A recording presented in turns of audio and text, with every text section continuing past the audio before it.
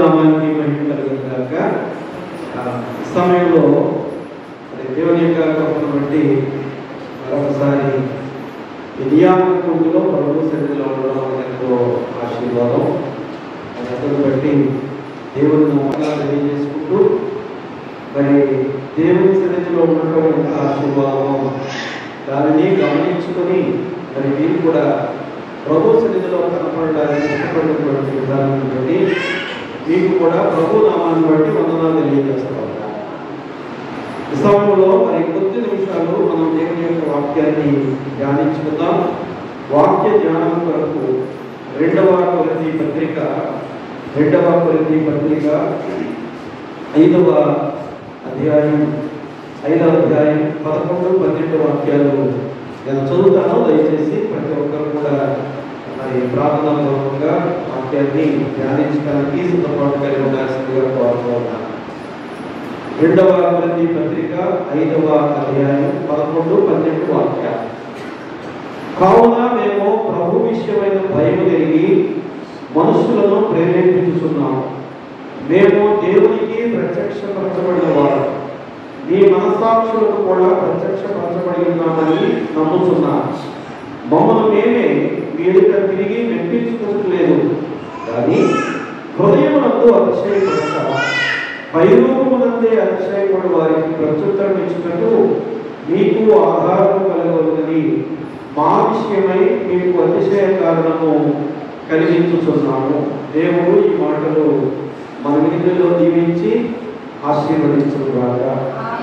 ప్రభునందు ప్రియ దేవుని బిడ్డలారా, చదువుకున్నటువంటి వాక్య భాగంలో పరిశుద్ధుడైన పౌలు కొరింథీ సంఘానికి లేఖ రాస్తూ ఈ 5వ అధ్యాయం ప్రారంభంలో ఒక మాట చెప్తా ఉన్నాడు. భూమి మీద మన గుడారమైన ఈ నివాసము శిథిలమైపోయినను చేతి పని కాక దేవుని చేత కట్టబడినదియు నిత్యమైన నివాసము పరలోకమందు మనకున్నదని ఎరుగుదుము. అనగా ఆయన వీరికి ఆధ్యాత్మిక సంబంధమైనటువంటి బోధ చేస్తూ ఉన్నాడు. ఆత్మ సంబంధమైనటువంటి బోధ ఎలా చేస్తూ ఉన్నాడంటే, భూమి మీద మనం కట్టుకునేటువంటి నివాసాలు అనేక రకాలుగా ఉంటాయి. ఎవరి ఆలోచన చొప్పున, ఎవరి ఉద్దేశం చొప్పున, ఎవరి స్థాయిని బట్టి వారు ఆయా రకాల గృహాలు నిర్మించుకుంటారు. ఈ గృహాలు మరి నిర్మించుకోవడం మంచిదే, ఎందుకంటే ప్రతి వారికి కూడా ఒక గృహం అవసరం. యేసు ప్రభు వారు కూడా శిష్యులతో పాటు ఎక్కడ పరిచయం చేసినప్పటికీ రాత్రికాల సమయంలో యేసు ప్రభు వారు ఆయన గెత్సెమనే తోట వెళ్ళిపోయేవారుగా తండ్రికి ప్రార్థన చేసుకోవడానికి. శిష్యులు ఏం చేసేవారంటే అంతటా ఎవరి ఇంటికి వారు వెళ్ళింది అనేటువంటి మాట మరి మనకి లూకా సువార్తలోను మార్కు సువార్తలో కూడా స్పష్టంగా కనపడతా ఉంది. కాబట్టి ప్రతి ఒక్కరికి కూడా ఈ లోకంలో ఒక నివాసం అవసరం. అంటే పౌలు గారు అంటా ఉన్నాడు ఏమంటే, ఈ లోకంలో మనం నిర్మించుకున్నటువంటి నివాసాలు శిథిలమైపోయేటువంటి నివాసాలు. ఒక తాటాకిలు కట్టుకుంటే ఒక 2 ఏళ్ళు 3 ఏళ్ళు ఉంటుంది, మళ్ళీ పైన ఆకులు మార్చుకోవాలి. ఒక మరి డాబా వేసుకుంటే కనుక ఒక 20 ఏళ్ళు 25 ఏళ్ళు, ఇదివరకు ఎప్పుడో 100 సంవత్సరాల క్రితం వేసినటువంటి చాలా గట్టిగా ఉన్నాయి. కానీ ఈ దినాల్లో కట్టేటువంటి కట్టడాలు ఎక్కువగా మనం వేసుకుంటే, దగ్గరుండి జాగ్రత్తగా చేసుకుంటే ఒక 30-40 ఏళ్ళ తర్వాత పెంచుకుంటుపోతాయి, పగిలిపోతాయి.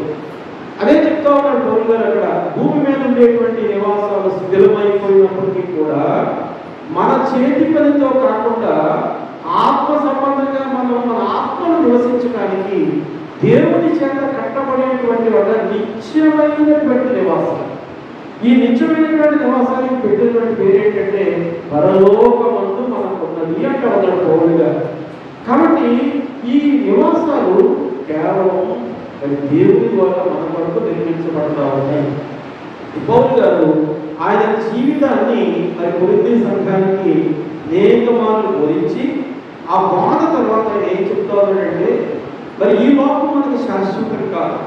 ప్రభువుని ఎరగక ముందు పౌలు గారు ఈ లోకమే శాశ్వతం అనుకున్నాడు, ఈ లోకంలో ఉన్న అధికారమే శాశ్వతం అనుకున్నాడు. కానీ ప్రభువు చేత పట్టబడిన తర్వాత ఆయన ఈ లోకం అనేటువంటిది మనకి శాశ్వతమైనటువంటిది కాదు అని చెబుతూ ఇంకా కింద వాక్యాల్లో మరి ఆ ప్రజలకు అనగా కొరింథీ సంఘానికి చక్కటి మాటలు చెబుతారని 11వ వాక్యంలో, మేము ప్రభు విషయమైన భయము లేని మనుషులను ప్రేరేపించుతున్నాము. అంతకుముందు పౌలు గారిని ఆయన వెనకాలటువంటి వారిని ఎవరైనా చూస్తున్నారంటే దడదళ్ళాడిపోయేవారట ప్రజలందరూ కూడా. మరి ముఖ్యంగా యూదులు లేకపోతే ఇశ్రాయేలు ప్రజలుగా ఉన్నటువంటి కొంతమంది ప్రభువును పరిపూర్ణంగా అంగీకరించినటువంటి వారట భయపడిపోయేవారట పౌలు చూస్తూ ఉంటే. ఎందుకంటే ఆయన చేసినటువంటి ఆ యొక్క అఘాయిత్యాలు అంతా ఇంత కాదు. అయితే ఇప్పుడు ఎంత సౌమ్యంగా మాట్లాడుతున్నాను చూడండి ఒకసారి. మేము ప్రభు విషయమైన భయమును ఎరిగి, ఇదివరకు ప్రజలేమో ఆయనకు భయపడేవారు, ఇప్పుడు ఈయన దేవుడికి భయపడతా ఉంటాడు.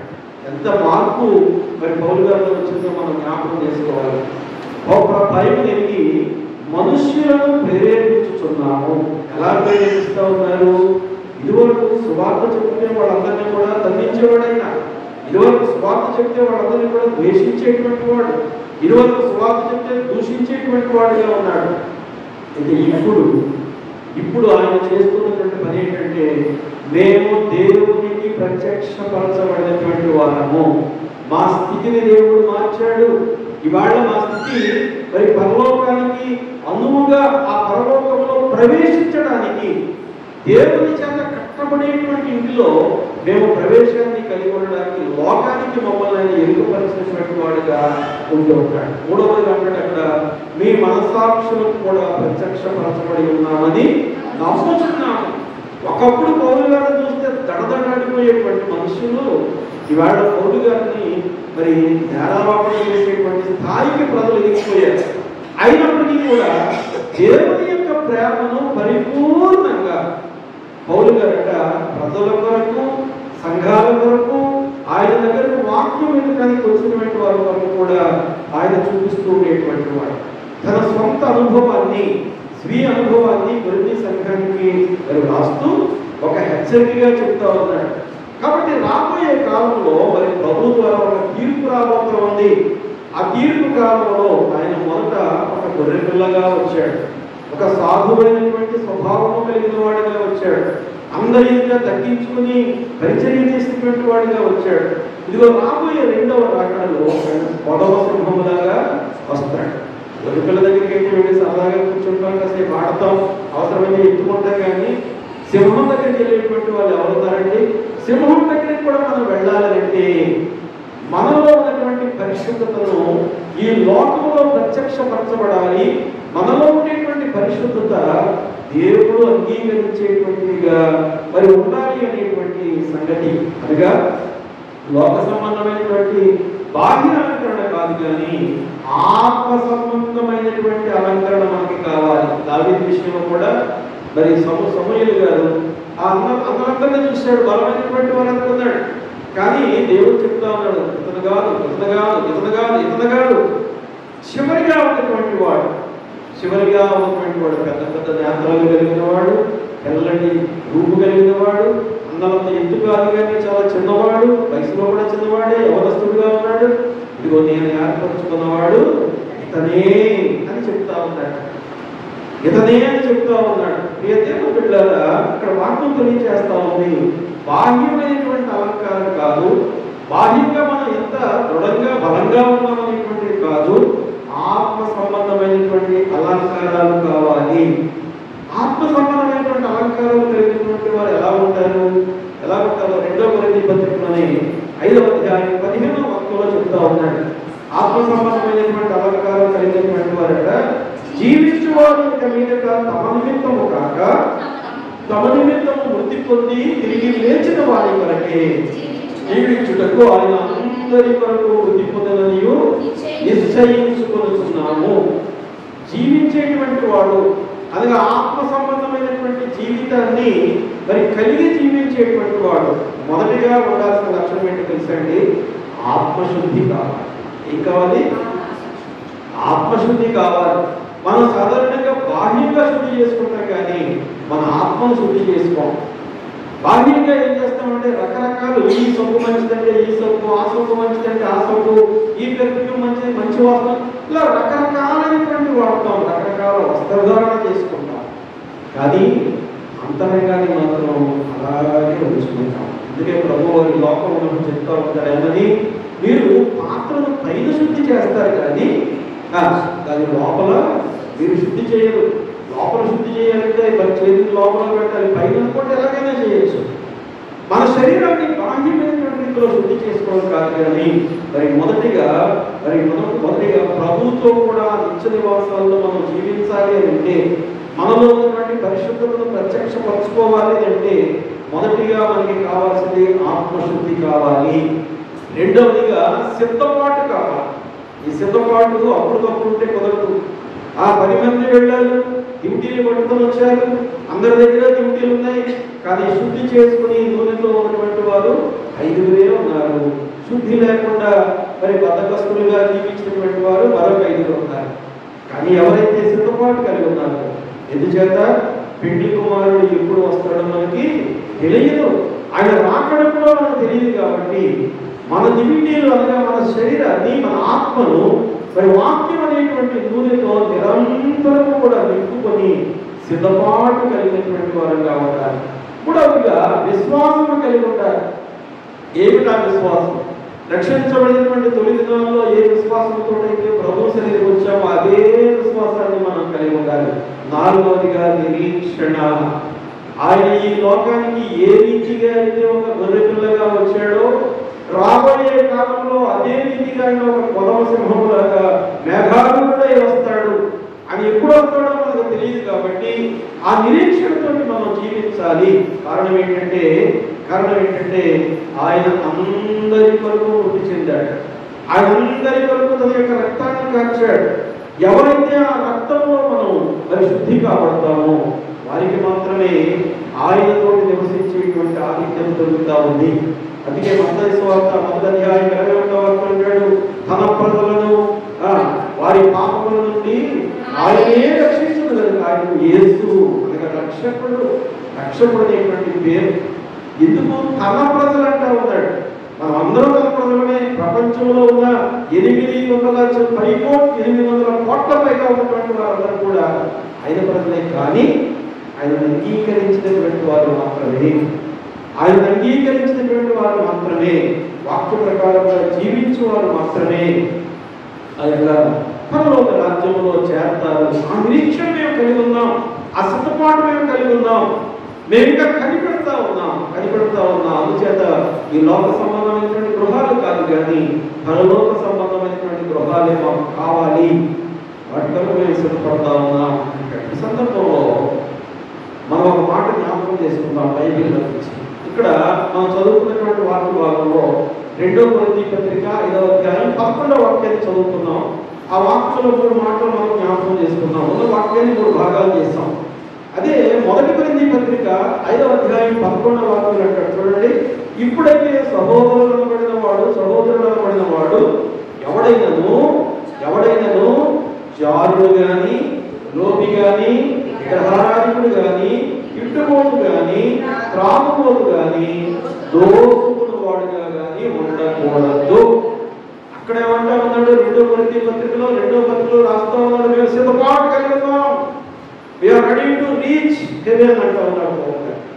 కానీ ఇక్కడ ఏమంటా ఉన్నాడు? 1 కొరింథీ పత్రికలో బోధ చేస్తా ఉన్నాడు, కొరింథీ సంఘస్థులారా, లేక ఓ సియోను సంఘస్థులారా, ఓ షాలేము సంఘస్థులారా, మీలో కొన్ని లోటులు ఉన్నాయి. ఏమిటా లోటులు? చూడండి అక్కడ అంటాడు, జారులు కానీ జారత్వం అనగా మన యొక్క జీవితాలు పరిశుద్ధత కాని దాని వరకు మనం జారిపోతాం. జారత్వం అంటే సాధారణంగా అనుకుంటారు ఏమంటే ఒక పురుషుడు ఒక స్త్రీ ఒకరికొకరు కాని విధానంలో జీవించేటువంటి అది జారత్వమే కాదని ఎవరు అనుకోలేదు. కానీ ఆత్మ సంబంధమైనటువంటి జారత్వం ఏంటంటే నీ దేవుని యొక్క ఆజ్ఞకు నీవు మీరి, అనగా దేవుని యొక్క ఆజ్ఞను ఎరిగి ఆజ్ఞ ప్రకారంగా నడుచుకోకపోతే నువ్వు ఎక్కడికి పోయినట్టు లెక్క జారిపోతూ ఉన్నావు, జాగ్రత్తలో వెళ్ళిపోతూ ఉన్నావు, దేవుడు నిన్ను లెక్కించేటువంటి స్థితి నుంచి కోల్పోతా ఉన్నావు. రెండవదిగా అంటాడు లోభి కానీ, లోబి అంటే పిసినారు, పసిడి దాచిన పిసినారు ముసలి ఒకటి చిన్న క్లాసులో మనం చదువుకుంటాం. అవునా కదా? ఎలా చదువుకుంటాం? ఒక ముసలాడంట ప్రతిరోజు ఊరంతా తిరిగి అడుక్కు తెచ్చుకునేవాడంట. ఏదో పెట్టింది తినేసి వచ్చిన డబ్బులన్నీ వాడు వస్త్రాలు కొనుక్కునేవాడు కాదట, ఒక ఇల్లు కట్టుకునేవాడు కాదట, ఎక్కడికెక్కడ అద్దెకుండేవాడు కాదట, ఏమీ చేసేవాడు కాదట. ఊరికి దూరంగా ఒక చెట్టుని చూసుకున్నాడట. ఒక చెట్టు చూసుకొని అక్కడ ఒక గొయ్యి తవ్వుకొని ఈ వచ్చిన డబ్బులన్నీ కూడా గోతులో పెట్టి మళ్ళా మూసేస్తూ ఉండేవాడట. మళ్ళీ ఇక్కడ ఏమీ తవ్వలేదని అందరూ అనుకోవడం కోసం ఏం చేసేవాడంటే పైన మళ్ళీ గడ్డి కలిసేసేవాడట, దాని మీదే కూర్చొనేవాడట. రాత్రంతా అక్కడే పడుకునేవాడు. తెల్లవారుగానే మళ్ళీ గడ్డి ఉంది కదా, కేవలం ఆరనుకొని మళ్ళా ఊరి మీదకి వెళ్ళేవాడు, మళ్ళా డబ్బులు తెచ్చేవాడు, మళ్ళీ గొయ్యి తవ్వేవాడు, అందులో దాచిపెడతా ఉండేవాడు. రోజు జరుగుతూ ఉంటే ఎవరో ఒకటి చూస్తారు కదా, అలాంటి అలాంటి ఎవరో ఒకటి చూస్తాడు కదా. చూసి అలా ఊరి మీద వెళ్ళిపోగానే వీడు శుభ్రంగా గొయ్యంతా తవ్వాడట. గొయ్యంతా తవ్వి ఏం చేశాడు? ఆ డబ్బులన్నీ ఎత్తుకుపోయాడు. డబ్బులన్నీ పోయి మళ్ళీ మట్టితో మామూలుగా కూర్చొని ఎలాగైతే ఆ గడ్డి వేసుకుంటాడో అలాగే గడ్డి పెట్టేసి వెళ్ళిపోయాడట. కొన్ని దినాలు అయిన తర్వాత లేక అదే రోజు సంపాదించిన సంపాదన మళ్ళా గోతులు పెడదామని వాళ్ళు వచ్చి చూసుకుంటే ఏమి పసిడి దాచెను పిసినారి ముసలి ఒకడు అని ఒక పద్యం ఉంది మాకు చిన్నప్పుడు. ఈ పసిడిని అనగా విలువైనటువంటి నాణాలు ఉపయోగించుకోకుండా, దేవుడు నీకు ఇచ్చినటువంటి తలాంతును నీవు ఉపయోగించుకోకుండా దాని కనుక దాచి పెడితే నీకు మందిరాన్ని శుద్ధి చేసేటువంటి ఆధిక్యత దేవుడు ఇచ్చాడా చెయ్యి, లేక బలవ సత్య ఆధిక్యత ఇచ్చాడా చెయ్యి, లేకపోతే మైక్ సెట్ చేసేటువంటి ఆధిక్యత ఇచ్చాడా చెయ్యి, లేకపోతే వచ్చినటువంటి వారిని లోపలికి రమ్మని స్థలం చూపించే ఆధిక్యత ఇచ్చాడా చెయ్యి, లేక వంటశాలలో పని ఇచ్చాడా పని చెయ్యి, ఒకవేళ చెప్పుల దగ్గర కాపలా ఉండమన్నాడు ఆ పని చెయ్యి, ఒకవేళ మరి మనం వాడేటువంటి ఆ పాత్రలు కడగమనిచ్చారా చెయ్యి, అదే చెయ్యాలి. అదిగా దేవుడు మనకు ఇచ్చినటువంటి ఆ పని చెయ్యకపోతే దేవుడు ఏం చేస్తాడో తెలుసా? నువ్వు విశ్వాసం కల్పించుకుంటా ఉన్నావు కానీ ఈ పని చేయడానికి నీకు సామర్థ్యం లేదు కాబట్టి ఇదిగో ఈ పని నీ దగ్గర నుంచి తీసివేసి మరొకటి ఈ పని అప్పగిస్తా ఉన్నా. నీ దగ్గర ఉన్నటువంటి ఆ ఈవును దేవుడు తీసి పడేసుకొని జాగ్రత్త లోపత్వాన్ని ఎవరు కూడా క్రైస్తవ విశ్వాసాలు ప్రేమించుకోవాలి. కారణం ఏంటో తెలుసా? ఒక ముసలం ఉంది, యేసు ప్రభువు వారి మందిరంలో ఉన్నారు, కానుకలు వేస్తా ఉన్నారు. ఆమె ఏం చేసిందంటే తనకున్న లేమిలో ఉన్నదంతా పట్టుకొచ్చి ఎంత ఉంది 2 గాజులు అంటే 2 బిళ్ళలు 2 కాయిన్స్ పట్టుకొచ్చాడు, అందులో వేసిందట. ఆమెను ఆయన అంటా ఉన్నాడు ఏమంటే మీ అందరిలోకి కూడా ఈమె శ్రేష్టమైనటువంటి కాదు, ఇక దేవుడు పెట్టారా నీ లేమిలో లేకపోతే నీ కలిగిలో నీవు ఉన్నప్పుడు దేవుని యొక్క పని కొరకు విధిగా నీవు పని చేయాలి. ఆ షూనేము స్త్రీ కదా, షూనేము స్త్రీ ప్రవక్త అంటా ఉన్నాడు, అమ్మా తింటానికి ఏమన్నా ఉందా? కరువని ప్రవక్త తెలియదా? తెలుసండి, కరువని ప్రవక్త తెలుసు. అయినప్పటికీ కూడా అమ్మా ఆకలిస్తా ఉంది, తింటానికి ఏమైనా ఉందా అని అడిగితే ఏమి లేదయ్యా నా దగ్గర ఏమి లేదే. ఏముంది నీ దగ్గర? కొంచెం పిండి ఉంది, కొంచెం నూనె ఉంది, దాంతో వంట చేసుకుని నా పిల్లవాడికి పెట్టి అన్న ఉంటే నేను తిని ఇక కరువు కావాలో చచ్చిపోదామని మేము సిద్ధంగా ఉన్నామంటే ఈ ప్రవక్త మామూలుడు కాదు. ఆయన అంటాడు ఏమంటాడు?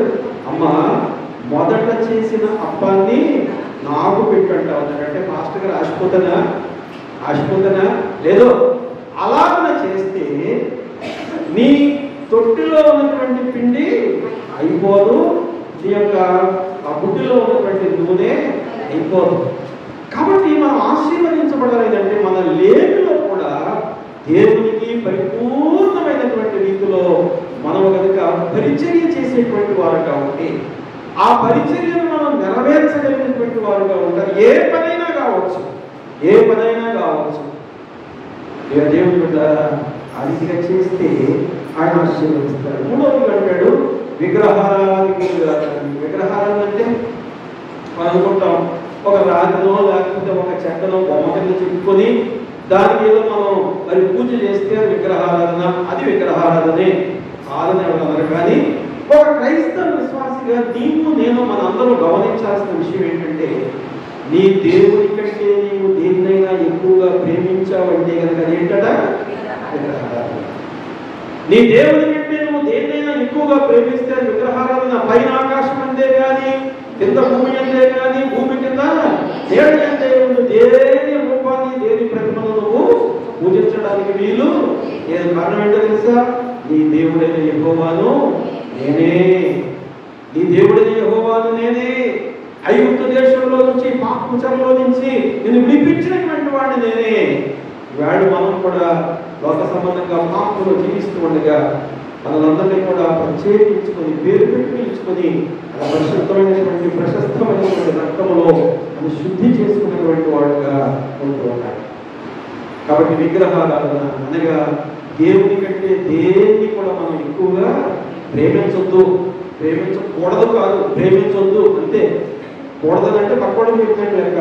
ప్రేమించవద్దు అని అంటే మనకు మనమే చెప్పుకోవాలి.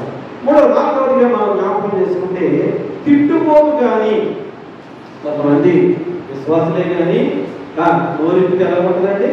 అమ్మో భాషమానం వెళ్ళలేము, అన్ని రకాల గుణంతా వాళ్ళ దగ్గర వస్తాయి. సంస్కృతం కంటే కూడా పెద్ద భాషను మాట్లాడేటువంటి వాళ్ళు వద్దు అలాంటి మాటలు. పౌలు గారు అంటాడు, మీ నోట ఊపిలే కానీ పోకిరి మాటలే కానీ ఉండడానికి వీళ్ళు వాటిని నీ దేవుడు సహించేటువంటి వాడు కాదు. ఆ సహింపు మరి లేకుండా మనం చేస్తా ఉన్నాం. ఆయా సందర్భాల్లో మనం ఏం మాట్లాడుతున్నామో మనకు తెలియదు, ఏం తింటున్నామో మనకు తెలియదు, ఏం త్రాగుతున్నామో మనకు తెలియదు.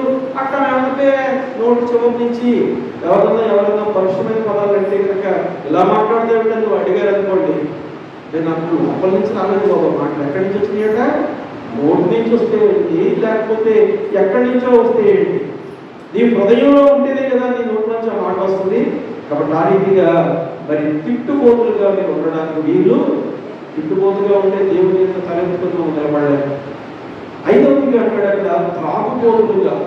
త్రాగుబోతులు అంటే అవసరమైనటువంటి దానికంటే ఎక్కువ ఏది సేవించినా అది త్రాగుబోతులంటే. నా ఆహారాన్ని మీరు ఉదయకాలం కానీ లేకపోతే మధ్యాహ్నం క్యారేజ్ కానీ రాత్రి తినేటప్పుడు చూస్తే ఎక్కడ వస్తుందయ్యా నీకు శక్తి అని అడుగుతారు. నా లెక్క ఏంటంటే సగం భాగం అంతా మనం ఖాళీలో వచ్చాం కడుపుని, అప్పుడే వెలకుగా ఉండగలుగుతాం. ఎలా ఉండగలుగుతాం? వెలకుగా ఉండగలుగుతాం. అప్పుడే మనం అనుకున్న పని చేయగలుగుతాం. దేవుని బిడ్డలారా అక్కడ తెలియజేస్తారు, త్రాగుబోతులుగా ఉండదుగా విపరీతమైనటువంటి తిండి కొరకట ఒక ఆయన తన జ్యేష్ఠత్వాన్ని ఏం చేసుకున్నాడు. ఎంత భయంకరం అండి, ఎంత భయంకరం. కాబట్టి త్రాగుబోతులుగా మీరు ఉండవద్దు, తిండి కొరకు ఆశపడద్దు అంటూ ఉన్నాడు. ఆరోదిగా దోచుకునేటువంటి వారుగా. దోచుకోవడం అంటే పక్కింటి ఇంట్లో మనం కన్నం వేసి డబ్బులు దోచుకోవడం అది ఒక దొంగతనమే. కానీ నీ దేవుని యొక్క సమయాన్ని నువ్వు మరి లక్ష్య పెట్టకుండా నీవు దేవుని సన్నిధిలో గడపాల్సినటువంటి టైం అంతా కూడా నీవు వ్యర్థంగా ఆయా కార్యాలు నిమిత్తం గడుపుతా ఉన్నావనంటే ఎలాంటి వాడు దోచుకుంటున్నావు. దేవుని సమయాన్ని దోచుకుంటా ఉన్నావు. దేవుని యొక్క దొంగలకి స్థానము లేదు. మరి 7వదిగా అంటాడు దోచుకునేవాడు. అయితే అలాంటి వారి సాంగత్యం చేయొద్దు. నీవు ఈ 6 రకాలైనటువంటి తప్పిదాలు నీలో ఉండకూడదు. అలాంటి వారు ఎవరైనా ఉంటే వారితో సాంగత్యం చేయొచ్చు ఉన్నాడు, కానీ వారితో మాట్లాడద్దు అనుకోలేదు. తాగుబోతు కనపడితే నీ బంధువులైతే పలకరించాలి, తప్పదు. కానీ వాడితో కూర్చొని తాగకూడదు. తిండిపోతున్నటువంటి బంధువు ఉంటే కనుక వాడితో కలిసి తిని కానీ వాడు ఉన్నట్టుగా ఇక తిండేనా జీవితం అనుకున్నట్టుగా తినకూడదు. దేవుని బిడ్డారా, ఇంత స్పష్టంగా మరి కొరింథీ సంఘానికి పౌలు గారు తెలియజేస్తా ఉన్నారు. ఇవే మాటలు మన జీవితానికి, మన సంఘంలో ఉన్నటువంటి విశ్వాసులుగా మనము కూడా వాటిని కనుక ఉంచుకోగలిగితే, ఆ కింద వాక్యం అంటాడు కదా, అంతటి నేను కొత్త ఆకాశమును కొత్త భూమిని చూచాడు, ఇదిగో పాతది గ్రహించాడు, సమస్తము నూతనం. ఈ నూతనత్వం మనం పొందుకోవాలంటే నిరంతరం కూడా ఎలా ఉండాలి? సామెతల గ్రంథం 9వ అధ్యాయం 11వ వాక్యంలో యెహోవా యందు భయభక్తులు కలిగి ఉంటే జ్ఞానమునకు మూలము. పరిశుద్ధ దేవుని వచ్చిన తెలివిని వివేచనకు. చాలా పుస్తకాలు చదువుతాం. నా జీవితంలో నేను చాలా పుస్తకాలు చదివాను, ఇప్పటికీ చదువుతూ ఉంటాను. సమయం దొరికినసారి ప్రతిసారి చదువుతాను. అది ఏ పుస్తకమైనా చదువుతాను. మంచిదైతే ఉంచుకుంటాను, చెడ్డదైతే నేను అవసరం పడేస్తాను. అది లోక సంబంధ జ్ఞానమే ఉంటుంది. ఆత్మ సంబంధమైనటువంటి జ్ఞానం మనం పొందుకోవాలంటే దేవుని భయభక్తులు కలిగి ఉండాలి. ఆయన ఆజ్ఞ చొప్పున మనం నడుచుకోవాలి. రెండో భాగం అంటాడు, పరిశుద్ధ దేవుని వచ్చిన తెలివియే వివేచనకు. ఎక్కడ ఏ సమయంలో ఏమి మాట్లాడాలి, ఎవరితో మాట్లాడాలి, అధికారులతో మాట్లాడేటప్పుడు మనం ఎలా మాట్లాడాలి, మనం పరిపాలకులతో మాట్లాడేటప్పుడు మనం ఎలా మాట్లాడాలి, లేక మన సంఘ నాయకులతో మాట్లాడేటప్పుడు మనం ఎలా మాట్లాడాలి. ఈ రీతిగా మనం మాట్లాడేటువంటి ప్రతి మాట, నీ సహోదరుడితో నువ్వు మాట్లాడేటప్పుడు ఎలా మాట్లాడాలి, నీ సహోదరితో నువ్వు మాట్లాడేటప్పుడు ఎలా మాట్లాడాలి. కాబట్టి అన్నింటినీ కూడా దేవుడట ఆయన భయభక్తులు కలిగి ఉండేటువంటి వారికి అనుగ్రహించేటువంటి వాడుగా ఉంటాడు. ఆయన భయభక్తులు కలిగినటువంటి వారికి ఆయన దయచేసేటువంటి వాడుగా ఉంటాడు. ఇలాంటి ప్రభువు రెండవ రాకడలో ప్రథమ సింహంలాగా వచ్చినప్పుడు జాగ్రత్తం చేసేటువంటి వారు కానీ, లేక తిండిపోతులు కానీ, త్రాగుబోతులు కానీ, పుట్టుబోతులు కానీ, విశ్వాసంలో నిలకడలేని వారు కానీ, నిరీక్షణ లేని వారు కానీ ఎవరో నిలబడటండి. సాక్షుల గ్రంథంలో ఆ మాట చూద్దాం ఒకసారి. 6వ అధ్యాయం 32వ వాక్యంలో, జాగ్రత్తం చేయవాడు బుద్ధిశ్వరుడు. జాగ్రత్తం అనగా విశ్వాసంలో ఉన్నాననుకుని, విశ్వాసంలో నేను బలమైనటువంటి స్థిరమైనటువంటి వాడిని అనుకుని, నేను లేకపోతే ఈ మందిరమే లేదు, నేను లేకపోతే ఈ ప్రపంచమే లేదు అనుకునేటువంటి ఒకడు ఉంటాడు, ఎవరో ఒకడు. అలాంటి వాడు ఎలాంటి వాడితో తోలుస్తూ ఉన్నాడు? బుద్ధిలేనుడు. బుద్ధిలేనుడు ఎవరంటే మనం కాని పని చేసిన ప్రతి వాడిని కూడా బుద్ధిలేనుడు అంటాం మనం. కాబట్టి బుద్ధిహీనులు శూన్యమైనటువంటి రీతిలో బ్రతికేటువంటి వారుగా, ఏం మాట్లాడుతూ ఉన్నారో వాళ్ళకి తెలియదు, ఏం చేస్తా ఉన్నారో వాళ్ళకి తెలియదు, క్రియారూపంగా మంచి ఉండదు, లేకపోతే వాళ్ళ యొక్క ఆత్మీయ జీవితంలో స్థిరమైనటువంటి విశ్వాస నిరీక్షణ లేకుండా బ్రతికేస్తూ ఉంటారు. ఇది అత్యంత పెట్టారా?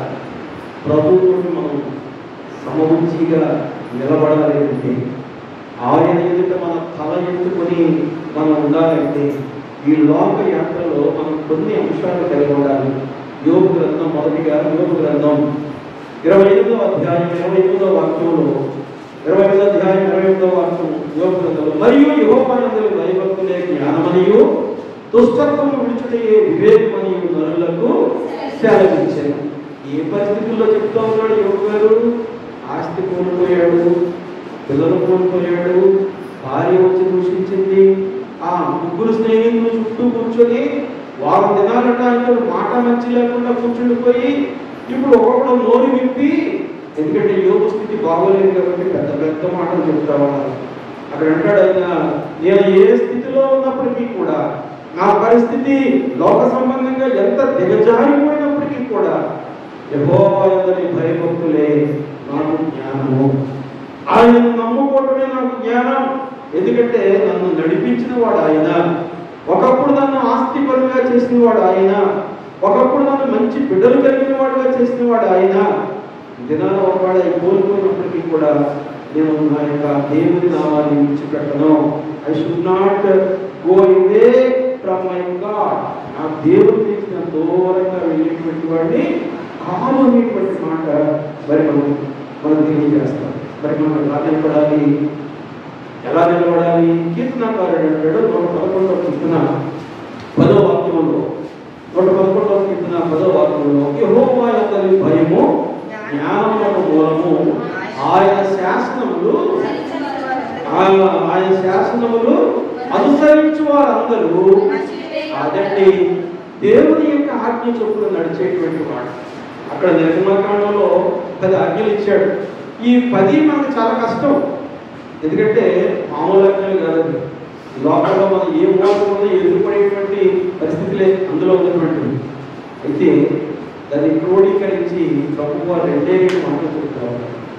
ఆ ధనవంతుడైనటువంటి యవనస్తుడితో, నీ దేవుణ్ణి ప్రేమించు, నిన్ను వలె నీ పొరుగువాడిని ఎందువల్ల నీ పొరుగువాడిని ప్రేమించంటే 5వ ఆజ్ఞ నుంచి 10వ ఆజ్ఞ దాకా అవే. నీ పొరుగువాడిని హత్య చేయొద్దు, దొంగిలించవద్దు, నీ పొరుగువాని భార్య ఆశించవద్దు, పొరుగువాడి గురించి చెప్తా ఉన్నాడు. ఈ 2 ఆజ్ఞలు ఆయన క్రోడీకరించి మరి మనం చెప్తా ఉన్నాడు. వాటిని అనుసరిస్తూ నీవు జీవిస్తే, దేవుని యొక్క ఆజ్ఞకు మరి భక్తుడు జీవిస్తే, ఆ ఆజ్ఞ చొప్పున నీవు నడవగలిగితే దేవుని బిడ్డలారా మనమంట నిత్య మరణం నుంచి తప్పించుకుంటాం. మరణం అందరికీ ఉంది. ఏదో ఒక సమయంలో ఏదో ఒక వయసులో ప్రతి వారు మరణిస్తారు. కానీ నిత్య మరణం ఒకటి ఉంది. నిత్యము పరలోకంలో నివసించేటువంటి భాగ్యం కూడా ఒకటి ఉంది. ఈ పరలోకంలో ఉండాలంటే ఇందాక మనం చెప్పుకున్నటువంటివన్నీ విడిచిపెట్టాలి. నిత్య మరణం నుంచి తప్పించుకోవడానికి ఇవన్నీ విడిచిపెట్టాలి. అవన్నీ నాకు కావాలనుకుంటే కనుక ఆ దేవుడు ఇచ్చినటువంటి చిన్న జీవితం, ఈ చిన్న జీవితంలో ఇవన్నీ మరి నేను ఆనందించుకుంటే ఎలా బ్రతకాలి అనుకోవచ్చు. అలా అనుకుంటే కనుక మనం పోయేది ఎక్కడికట నిత్య మరణం. కాబట్టి లోకంలో దేవుడు మనకి ఇచ్చినటువంటి ఆ చిన్న జీవితంలో ఆయన మనల్ని రక్షించుకున్నది మొదలుకొని మనము ఒక క్రైస్తవ విశ్వాసిగా ఎలా బ్రతకాలో చెప్తా ఉన్నాడండి. గలతీ సంఘానికి లోటు ఉంది. వాళ్ళు మంచి విశ్వాసులే, మంచి క్రైస్తవులే, కానీ ఆత్మ సంబంధంగా ఎలా జీవించాలో వాళ్ళకి తెలియక బ్రతుకుతా ఉంటే పౌలు గారు వాళ్ళకి చెప్తా ఉన్నాడు. గలతీ పత్రిక 1వ అధ్యాయం 10వ వాక్యంలో, నేను మనుషుల దైవం సంపాదించుకొని చూస్తున్నానా, దేవుని దైవం సంపాదించుకొని చూస్తున్నానా, నేను మనుషులను సంతోషపెట్ట కోరుచున్నానా, నేను ఎప్పటికీ మనుషులను సంతోషపెట్టువాడనైతే క్రీస్తు దాసులను కాదు. అది ఎవరు దాసులుగా ఉండాలి? ఎవరు దాసులుగా ఉండాలి? మీరు ఏం చర్చకి వెళ్తారంటే ఎవరిని అడిగితే ఏమంటారు చెప్పండి? పూర్వం నేను చాలాసార్లు విన్నాను. మీరు ఏ చర్చకి వెళ్తారంటే ఆ పాస్టర్ గారికి మీరు చెప్తూ ఉంటారు, ఆ అయ్యగారి దగ్గరికి వెళ్తా ఉంటారు. ఆ అయ్యగారు కాదండి, మనందరికీ అయ్యగారు ఒక ఆయన ఉన్నాడు. అయ్యగారు ఒక ఆయన ఉన్నాడు. యాజకులకి ప్రధాన యాజకులుగా ఉన్నటువంటి ఒక ఆయన ఉన్నాడు. ఎవరైనా యేసు ప్రభువు. మా ఊర్లో సియోను మందిరం ఉందండి. ఆ సియోను మందిరానికి వెళ్తారంటే చెప్పాలి.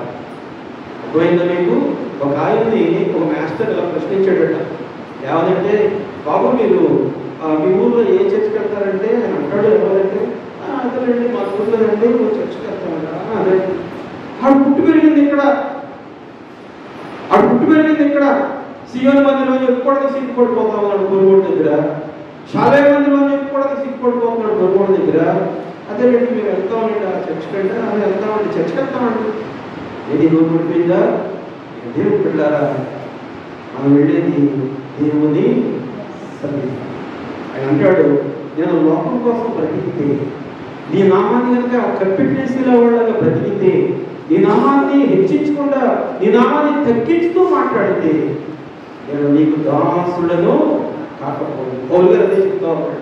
నేను లోకాన్ని మెప్పించేటువంటి మాటలు చేయటం లేదు, లోకాన్ని మెప్పించేటువంటి కార్యాలు చేయటం లేదు. లోకాన్ని మెప్పించకపోయినా నాకు సంతోషమే, కానీ నా దేవుని నామము మాత్రమే హెచ్చింపబడాలి. దేవుని నామాన్ని మహిమ కలుగుగాక. నేను క్రీస్తు దాసుడిగా బ్రతకాలి అనేటువంటి మాట ఆయన తెలియజేస్తా ఉన్నాడు. క్రీస్తు దాసుడిగా ఉండాలి అంటే ఇందాక మనం చెప్పుకున్నటువంటి 6 లక్షణాలు మనలో నుంచి దూరపరచాలి. అంతేకాదు దానికి జతగా దుష్టత్వం అనేటువంటి మనలో నుంచి దూరపరచబడాలి. అనగా సాత్వికమైనటువంటి మనస్సు కలిగి ఉండాలి. యేసు ప్రభువు కొండ ప్రసంగం అంటారు, సాత్వికులు ధన్యులు వారు భూలోకమును స్వతంత్రించుకున్నారు. మోషే భూమి మీద ఉన్నటువంటి వారందరిలో సాత్వికుడు. ఇదిగో ఇక్కడ అంతటి సాత్వికం పాలు తేనెలు ప్రవహించేటువంటి వాగ్దాన దేశాన్ని ఇశ్రాయేలీయులు స్వాధీనపరుచుకునేటువంటి స్థితిలో వారిని అందరినీ నడిపించగలిగారు. కారణం ఏంటో తెలుసా? ఏ అవసరం వచ్చినా తనకు తానుగా నిర్ణయం తీసుకునేవాడు కాదు, దేవుని దగ్గర ఆయన కనిపెట్టినటువంటి వాడు కాదు. 4వదిగా మనం జ్ఞాపకం చేసుకుంటే, మనం ప్రభు దగ్గర నిలబడాలి అంటే 2వ రాకడలో ఆయన గొర్రెపిల్లగా రావడం లేదు, కొదవ సింహంలాగా వస్తాడు. ఈ కొదవ సింహంలాగా వచ్చినప్పుడు మనం తలెత్తుకుని ఆయన దగ్గర ధైర్యంగా నిలబడాలి అంటే రహస్యమందు చేసేటువంటి ప్రతి కార్యాన్ని విడిచిపెట్టాలి. ఏ కార్యాలంట? రహస్యమందు చేసేటువంటి ప్రతి కార్యాలు. 2వ కొరింథీ పత్రిక 4వ అధ్యాయం 2వ వాక్యంలో, 2వ కొరింథీ పత్రిక 4వ అధ్యాయం 2వ వాక్యంలో, కుయుక్తిగా నడుచుకొనకయు దేవుని వాక్యమును వంచనగా బోధింపకయు సత్యమును ప్రత్యక్షపరచడం వలన ప్రతి మనుష్యుని మనస్సాక్షి ఎదుట మమ్మల్ని మేమే మెప్పించుకొనుచున్నాము. మమ్మల్ని మేమే మెప్పించుకొనుచు అవమానకరమైన రహస్య కార్యములను విసర్జించి నేను ఒకసారి ఒక ఇద్దరు పరిచయకి వెళ్ళినటువంటి వాళ్ళు మాట్లాడుతుంటే విన్నాను. పెద్దవాళ్ళే, మంచి వయసులో పెద్దవాళ్ళే, జ్ఞానవంతులే. వాళ్ళు మాట్లాడుతున్నది అక్కడ విశ్వాసులు ఎలా ఉన్నారు, ఏం వాక్యం చెప్పాము, ఎంతమంది వచ్చారో మాట్లాడుకోలేదండి.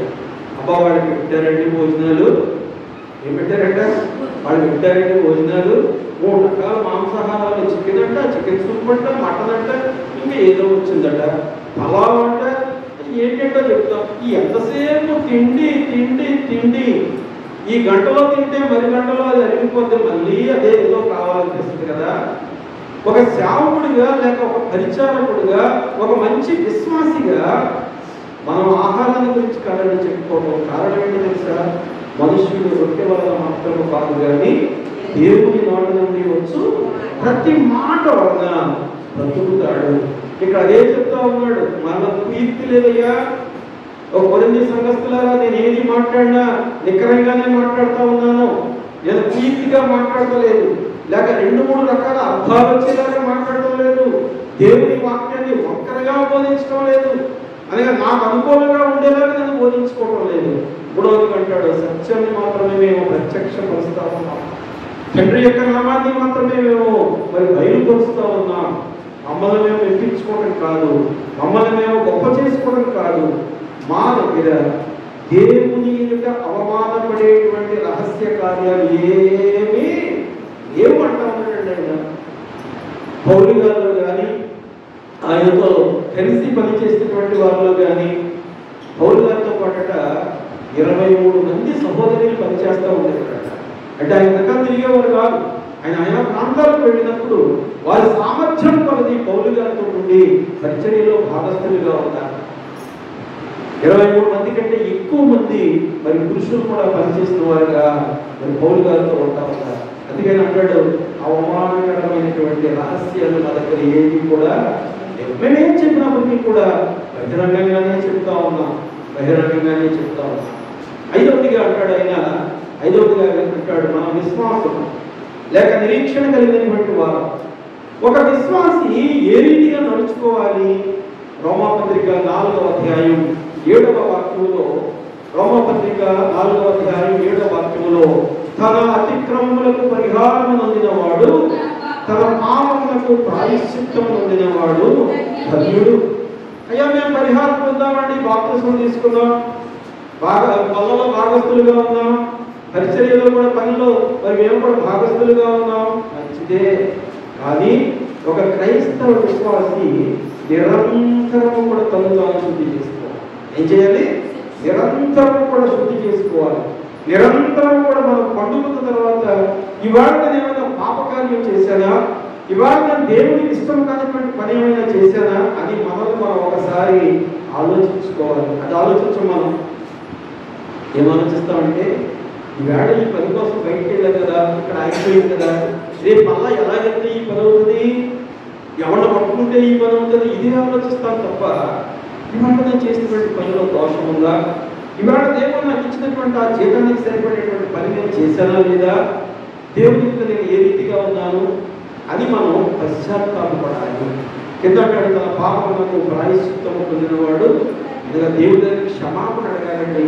దేవా, ఈ దినాన ఈ నామానికి వ్యతిరేకంగా నేను ఈ పని చేశాను, అందును బట్టి నన్ను క్షమించగా అని క్రైస్తవ విశ్వాస నిరంతరము కూడా తను తాను శుద్ధి చేసుకోవాలి. ఏ తల్లి కూడా ఉదయం వండినటువంటి అన్నం పాత్రని శుద్ధిగా కడగకుండా, చక్కగా ఎండబెట్టక్కలేదంటే వేడ వండిన పాత్ర ఉదయం వండిన పాత్రలో మళ్ళా వండకుండా సాయంత్రం ఇంకొక పాత్రలో వండుకుంటారు.